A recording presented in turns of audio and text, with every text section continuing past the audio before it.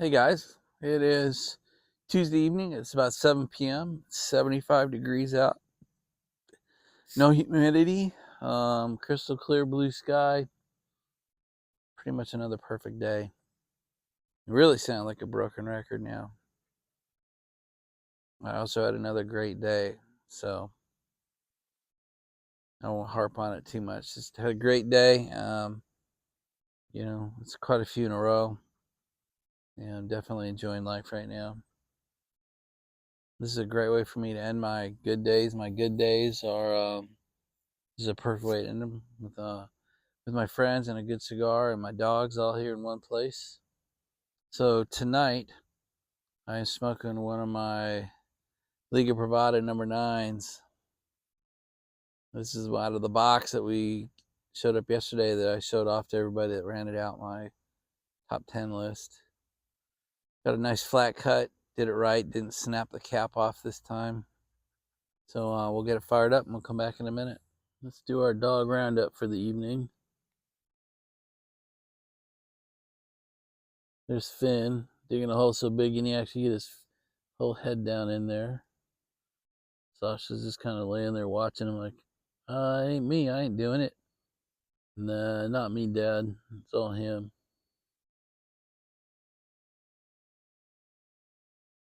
And then here is Echo, kind of at the front gate, looking at us. She doesn't like being on camera. Look at that. Look at that front fur on her chest called floof. She's got one of the healthiest coats we've ever had in our dogs.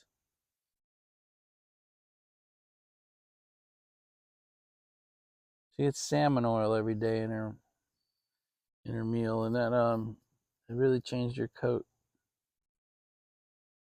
She had spay coat. Once we got her spayed, her coat started to dry out.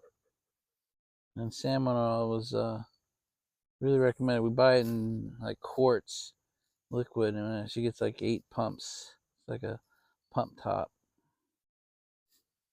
Oh, here comes Finn. What are you doing, Finn?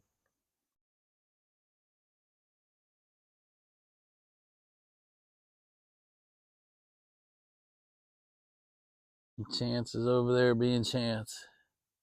As far away as he can get. That's enough dogs for now.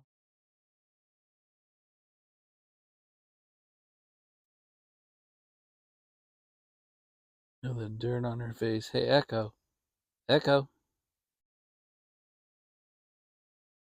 That's a dirty nose, man. I'm going to be in the doghouse when that dog goes in later on.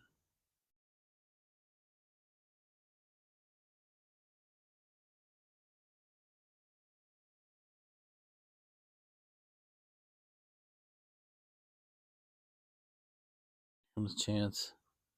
Being Chance. There's Sasha. Look, try to get in trouble somewhere, somehow. There's Finn down in another hole. He's actually eating the roots.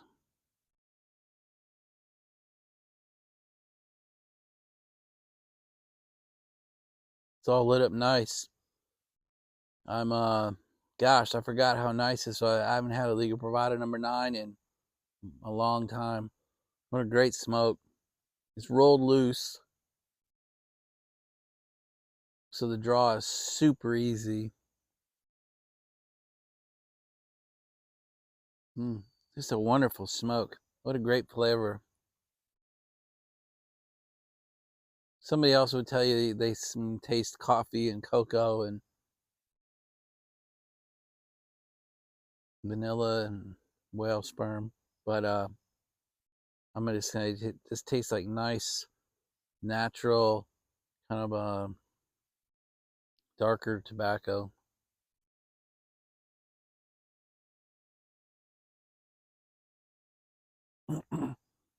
Retrohal's a little heavy. You gotta be careful. I just burned myself a little bit right there.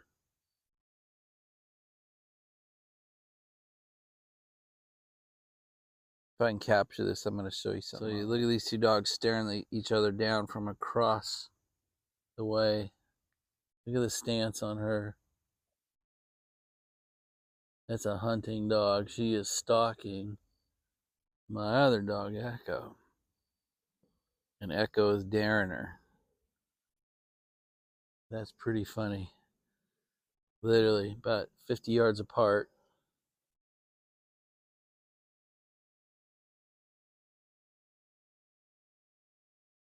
Oh, plane. She got distracted by the plane.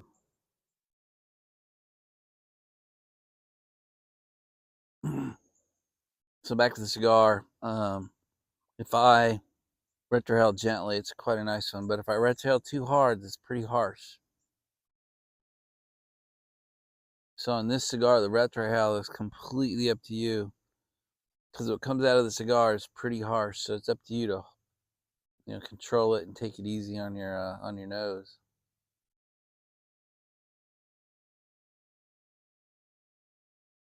Wow, but done right, that is fabulous.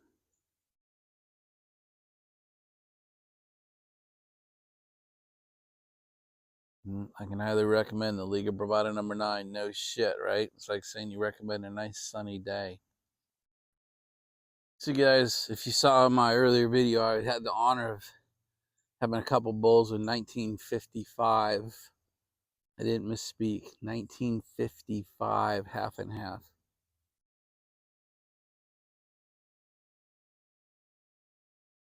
It was gifted to me by one of you guys, so I really appreciate it. And so I smoked it back to back with the modern half and half, and it was not as different as I thought it was going to be.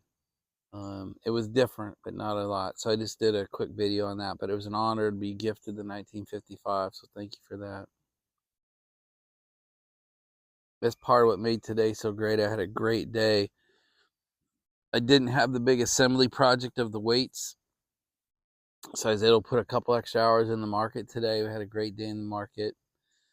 So I'm doing my own day trading system that I've always been doing, and I'm doing that Johnny Bravo test system, and I think I'm 18 of 21 trades to the good right now. We're up about 12 grand.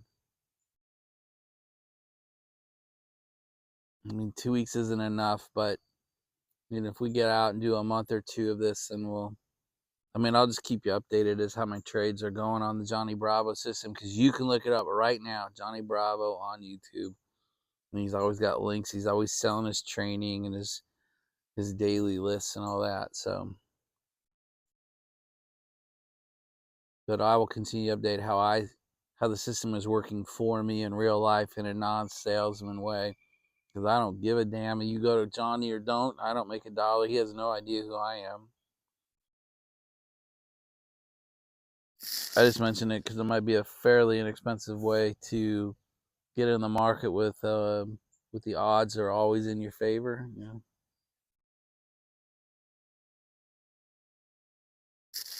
I continue to learn on his system every day. It's one of the things I do every day is take an hour or two of training.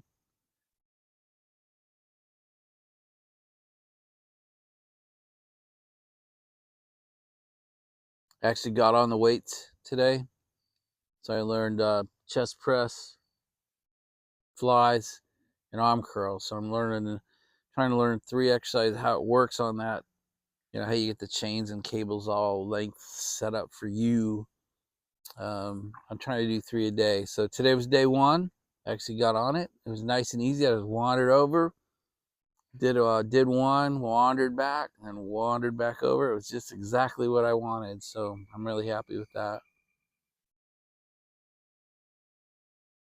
Did some extra cleaning in the paddock today. The floor had gotten a little bit stained from some of my older cars leaking and peeing on it. So I got those oil, grease, and tranny spots all cleaned up. So that's nice.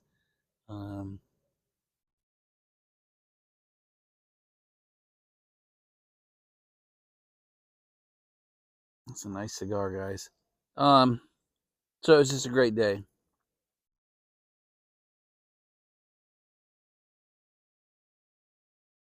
Sasha and I are good partners in the paddock. She's a great companion animal, better than I expected.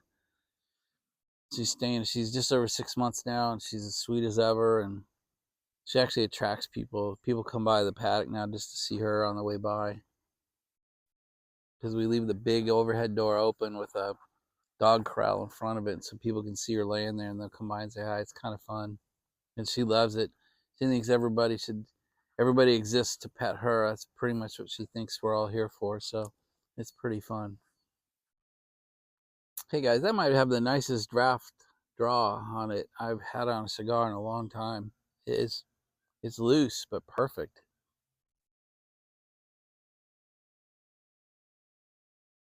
The smoke comes through the cigar so gently and nicely. It's crazy.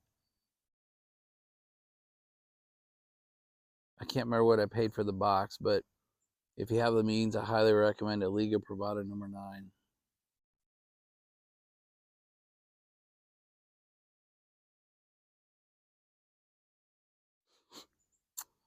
So I think we'll have a one subject video tonight. It'll be, the subject I want to talk about is don't talk about what you're going to do. So, watch out. Mr. Helpful is coming along. He'll be here in a minute. I'm going to take a break for a minute and then I'll come back and we'll get started on our real conversation tonight. So we need a preamble to the conversation, an introductory section, a section 0 of the conversation. So it's usually discussed in professional athletes or high-end collegiate athletes, but they put people who are going to be placed into a tough situation. Race car drivers are another example, where they put you through a visualization session, and the reason they do that is they try to incorporate the same emotions. You experience the same emotions sitting in a room, visualizing what you want to happen when you get involved. And the saying is that the brain cannot tell the difference between something that is vividly imagined and something that is actually experienced. And so the argument goes that the more vividly they can get you to walk through a visualization session, then better your brain will be imprinted for it when you actually experience it later that day or the next day or whatever your schedule is going to be. But like lots of times, either the day before or the morning of game time, they'll put a sports team through a visualization session, or an individual athlete through a visualization session, or even a combat soldier through a visualization session. It's sort of a final preparation to get their brain trained so that the brain thinks it's already happened. We've already done this before. They know what's going to happen. So when the real world experience comes in later, the brain already knows what to do with it. Don't know if that's true or not, but that's the theory. And I find visualization helps in my preparation.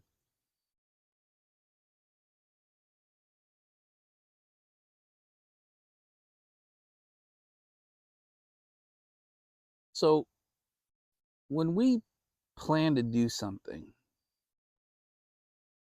there's a certain excitement in us, in our brain, in our body. There's a certain sense of inner pressure. There's a certain sense of meeting that commitment, making that deadline, all in here, all inside of us.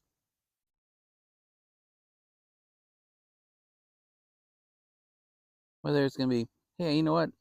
I'm going to eat better. You know what? I'm going to lose weight. I'm going to get in better shape.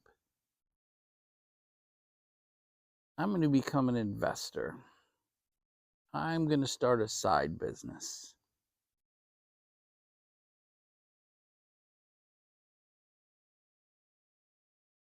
Whatever it is, don't pick on the examples, use your own. Whatever it is that you are sitting here watching this video thinking that you're going to go do, there's a certain pressure to that. It's a positive pressure. It's called mu stress, or positive stress in psychology.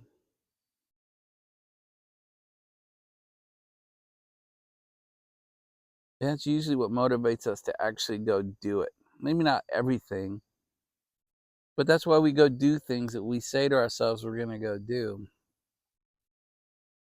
It could be I'm going to buy a house. It could be I'm going to buy a car. It could be I'm going to have a family. It could be that I'm going to find a wife. I mean, whatever it is, right? Please, just because I don't come up with your specific example, don't discount the discussion, please.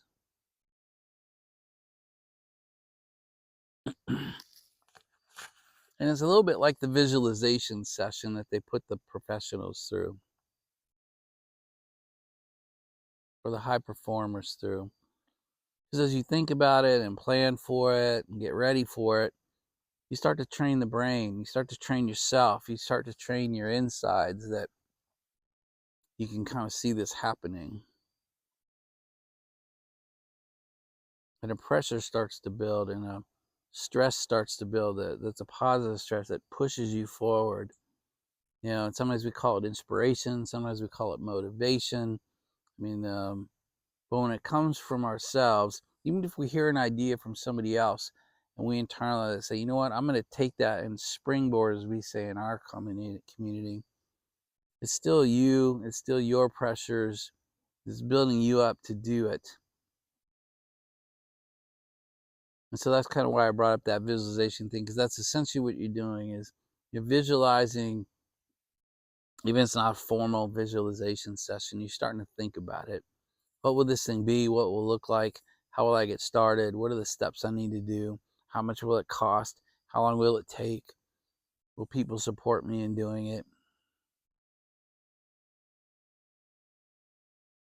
All those planning activities are part of you visualizing it and getting yourself some internalized pressure. Even if you don't realize it, there's pressure building.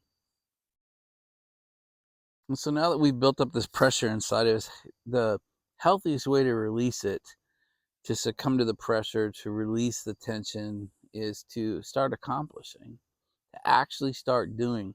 You move away from thinking about it and playing about it and, you know, the going to, and start doing. You actually start accomplishing. And as we do that, we release endorphins. Our brain says, wow, that felt good. We're doing the right thing. We're walking the walk. We're walking our talk. You know, we are making things happen, and I'm making progress, and my life has a forward momentum to it. And that starts to release, and literally endorphins. It makes us feel good about what we're doing. It makes us feel good about ourselves. It makes us feel good about the progress we're making. That's the healthiest way to address that. That's the healthiest way to get those endorphins released. That's the healthiest way to release the pressure of wanting to do something. Actually begin doing it.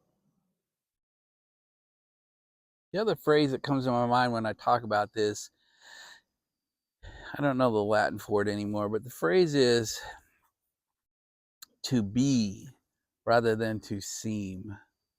And I always love that.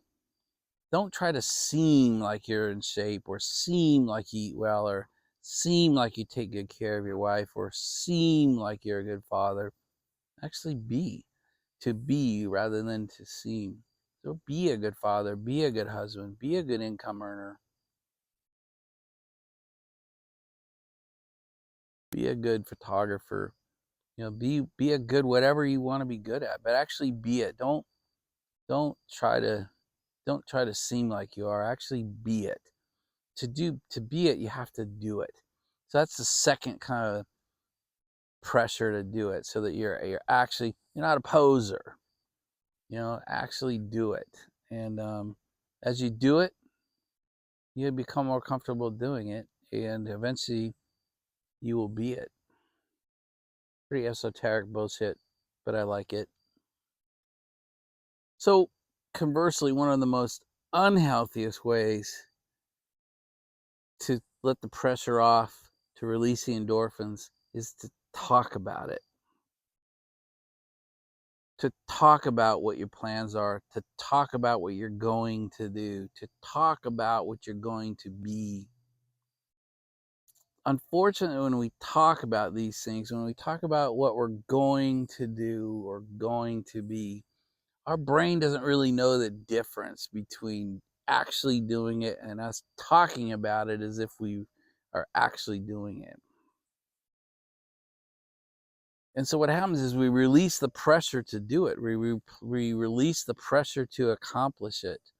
We release all the interior really desires to accomplish it by talking about it. The sheer act of talking about it, our ears hear it, our brain processes it as partially accomplishing it or fully accomplishing it. And all you've done is talk about it. Not too many people want to talk like this, but when we talk about what we're going to do, we actually slow down. We actually reduce the probability we're going to pull it off. It's a little bit counterintuitive. You would think if you told your wife, I'm going to lose 50 pounds, there'd be more pressure on it. But that might be, you might add her pressure to the situation, but you've released yours. And your pressure, our internal pressure is what makes us do things, not external pressures.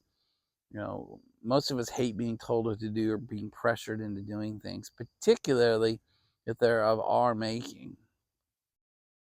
So it seems counterproductive, but the more you talk about doing something, the less chance you're actually going to do it or complete it. By the way, look at the ash on this thing. It's burned pure white, perfectly straight, almost a perfect burn. That is fantastic.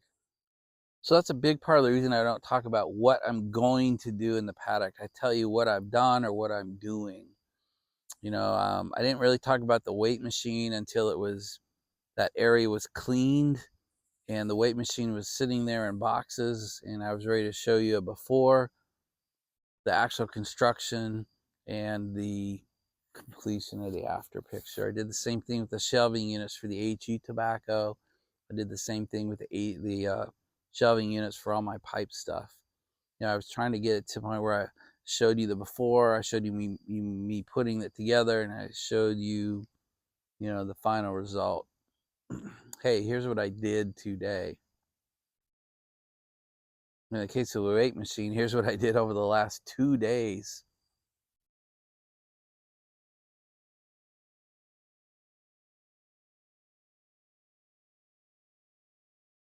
That's why I usually tell you what I did today. I tell you I had a great day and kind of here's what I got done today. Not I expect to have a good day tomorrow and here's what I'm hoping to do tomorrow. You know, I had a great day in the market today. That has no bearing on tomorrow. Tomorrow I have to repeat it. I have to carry that internal pressure to produce into tomorrow morning.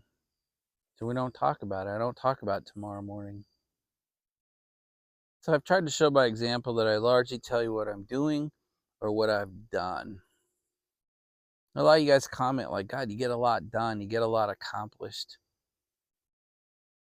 And I think that's partially because I keep that internal pressure inside of me. I'll be most disappointed in myself. And my wife's not going to be disappointed. My kids aren't going to be disappointed. And my neighbors aren't going to be disappointed. I'll be disappointed. I knew what I was trying to get accomplished. I started out my day with what do I need to get accomplished today, and I worked my ass off to get it done. I don't talk about what I'm going to accomplish. I'm sure I slip up and do that from time to time. I mean, nobody's perfect, but that's what I attempt to do on this channel. Yeah, I didn't say, hey, I'm thinking about evaluating this Johnny Bravo's system. I was almost, a week or 10 days into it before I even said, hey, I'm evaluating this Johnny Bravo trading system, and I'm almost 2 weeks into it, and here's where I am. I think it was yesterday or the day before the first time I mentioned it. I didn't say 3 weeks ago, hey, I found this Johnny Bravo, and I'm thinking about evaluating his trading system. I didn't want the endorphins to kick off like I'd actually started doing it. So another part of the rough part of the conversation is, why do we always talk about what we're going to do? I'll tell you the hard reality is we're probably not very proud of what we did. We're not very proud of what we're doing. We're not very proud of what we accomplished yesterday or today. So we talk, we feel like we got to fill it with what we're going to do. You know, God, I didn't do enough today to really talk about it, so I'm going to talk about what I'm going to do. You know, and I think I did that for a long time, and I see a lot of us doing this here where, you know, we say, boring day today, didn't get anything done, but I'm going to X or Y.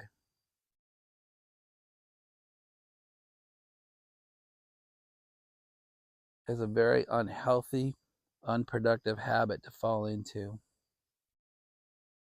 Look at the ash on this. It's at least a third of it. Kind of amazing. So I just ashed. And look, I got a little cone sticking out of there. I've been chooching this thing a little bit. I got to slow down now, which is hard on a cigar. It tastes this good. It's hard for me to slow down, but I'm going to. I'm going to try anyway. We'll see. So here comes the potentially arrogant or overconfident Mr. Helpful. Here comes the advice portion of the video.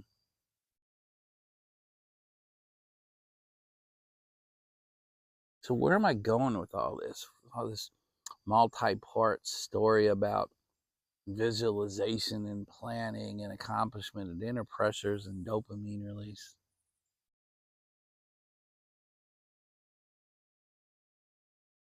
The hardcore recommendation would be stop talking about what you're going to do.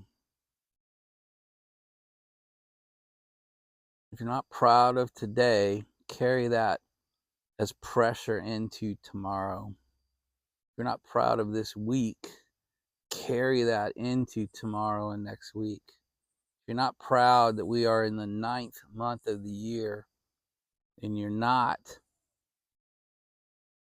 3/4 of where you wanted to be by the end of the year, carry that pressure into tomorrow, next week, and October 1st. Stop telling us on your videos. Stop telling your family, your friends, your general associates, your contacts what you're going to do. Stop tricking your brain into you've already started accomplishing things. It's a little harsh, a little direct. Anyway, food for thought. That's what I try to do, is be interesting and educational and give you food for thought. Yeah, that's really the bottom line, is stop talking about it. Stop telling us what you're going to do in your next video. Stop telling us what you're going to do in future videos. Do it. Do it. Let us see it for the first time when you actually accomplish it, when you actually post a video doing it.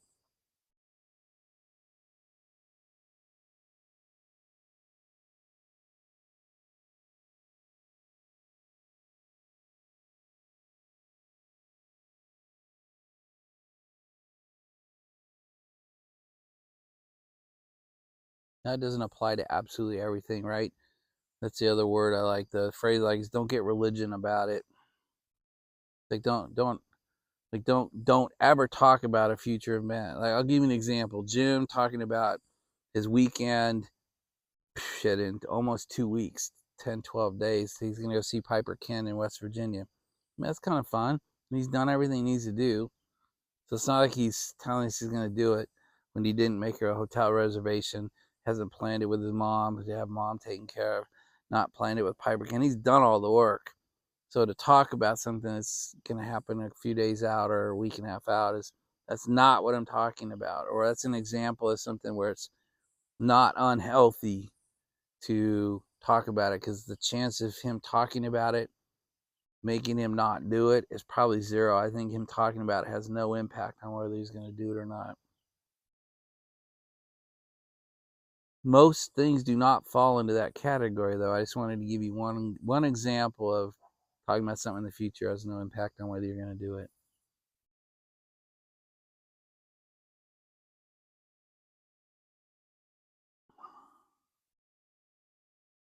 Things like, hey, I'm going to get my cellar straightened out. I'm trying to talk our language. I wouldn't do that. When you actually have your cellar straightened out, do a video on it. Mark, when you actually have your man cave ready, show us a video of your man cave. Don't talk about doing your man cave for 2 years.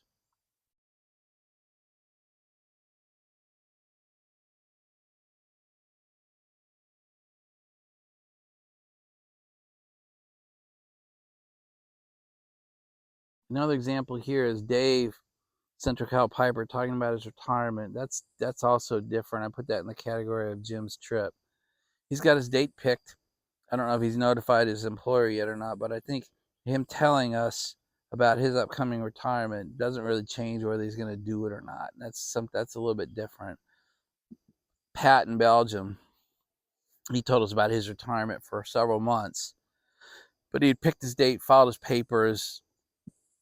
Him actually talking about it had nothing to do with him actually doing it.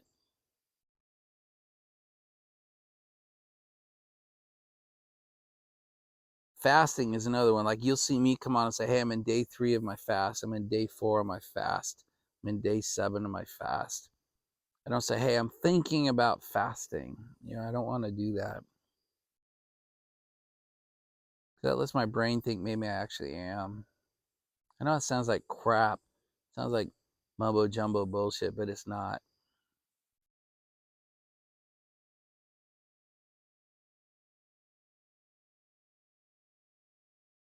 Hope this is not coming across as pejorative or like I'm evaluating or telling you guys what to do. That's not my intent. I hope this is just another way to think about things. So we're coming to the end of this one, okay? But the other danger of talking about it is that probably someone that you care about or respect, let's say you say, hey, you know what? I'm going to start up a side business. I'm going to start an Amazon affiliate sales company. I'm going to start investing.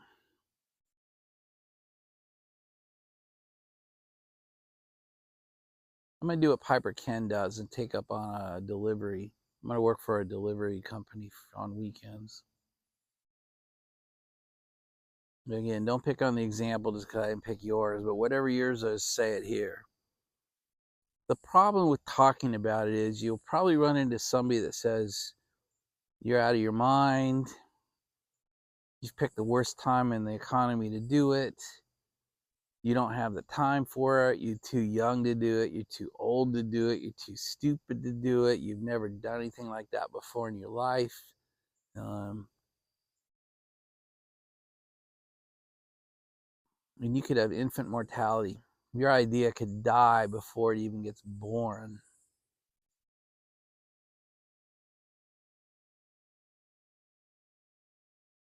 There's very little positive in talking about what you're going to do. And there's a lot of negatives. The downside is much greater than the upside, if you wish to speak in market speak. Guys, I think I'm done with that. I'm going to shut up. So I don't know if this is true for everybody, but I like having a top 10 list of my favorite tobaccos and a top 10 list of my favorite cigars. Not because it's right, not because it'll never change, but because it gives me a frame of reference. Like right now, I am reevaluating where this cigar should be on my top 10 list. And maybe that will happen every time I smoke one of my cigars. I had forgotten how good these are. But having a top 10 list makes me pull it out and look at it and go, where is this? Where is this on my top 10 list? Or is this even on my top 10 list? I think those are, for me, those are great thoughts, great conversation points. Why is this 6th on my list? Maybe it should be 3rd. I just don't know yet.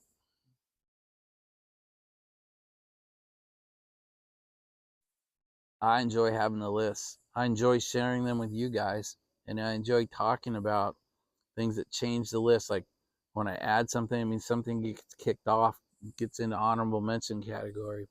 or I'm moving my number 4 down and my number 6 up.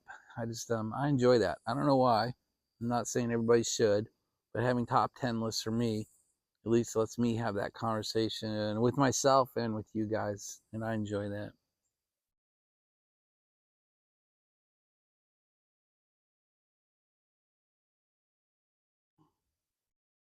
And to punch myself in my arrogant nuts, my self overconfident groin. When I say I had a great day in the market today, it's only because God gave it to me. I cannot accomplish anything without Him. I cannot learn anything without Him. I cannot do anything without Him. So when I have a day like today, it's because He gave that day to me. He gave me the trades. He gave me the profitability. He gave me the market movements. It was not me.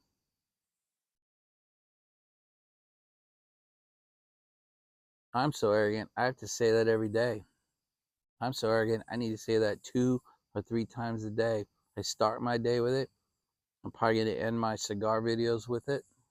And I have to say it during the day as these things are happening.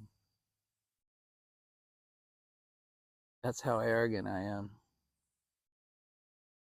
Because if I skip any of those time frames, if I skip a day or skip it in the morning, I start to get arrogant again.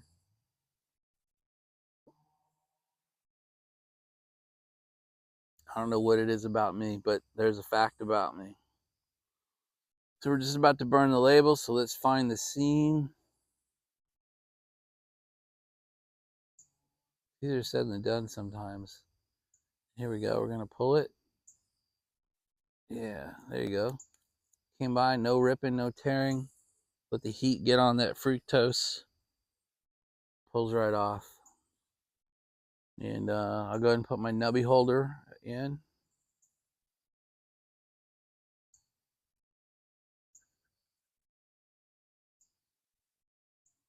There we go.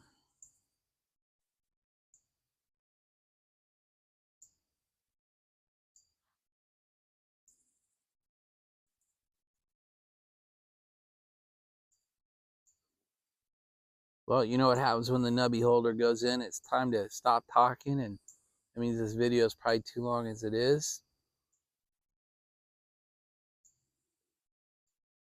Your reactions to my cigar videos, my dog yard chat videos has been pretty outstanding and really helps me, do the next one. So thank you for that. I like the engagement. Some of these more serious topics cause conversation in the comments or on text or by email, and I really do appreciate that. So I encourage you to talk to me. I encourage you to make comments, good or bad. I agree with this. I don't agree with that. I do this instead of what you're saying. This works for me. What you're saying doesn't work for me. It doesn't have to be all, I totally agree with you. That's not what I'm looking for. But I like the engagement. I like to talk. There's so many channels that, we can talk about the cigar, we can talk about the pipe, we can talk about the tobacco, and that's great. That's what the community is largely based on. I understand that. But I enjoy the deeper conversations, and I enjoy the deeper engagements I get with you through them. So thank you for that.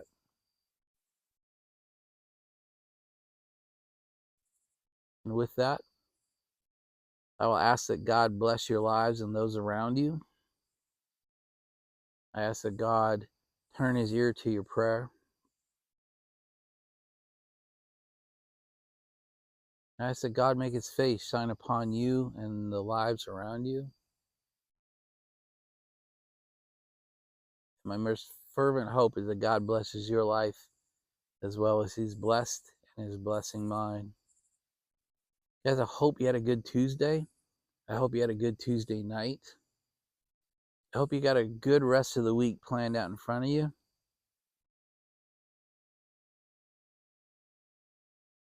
We will talk. Yeah, we will talk again tomorrow. Good night, everybody.